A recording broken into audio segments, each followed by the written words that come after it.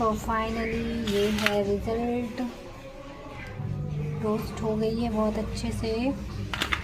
पहले ये बहुत ज़्यादा पाउडरी टाइप का लगता था, जब आप मतलब हम क्रंच करते थे ना, पाउडरी पाउडर लगता था। अभी पता नहीं कैसा लगेगा ये।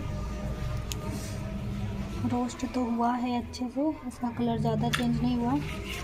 तो ये सब एकदम रेड हो गए हैं क्योंकि मुल्तानी था इसमें, और उसकी वजह से ये ब्लास्ट भी हो रहा था बहुत ज़्यादा। तो ये चूर चूर हो गया ब्लास्ट होकर। हम क्रंच करेंगे तो टेस्ट पता चलेगा।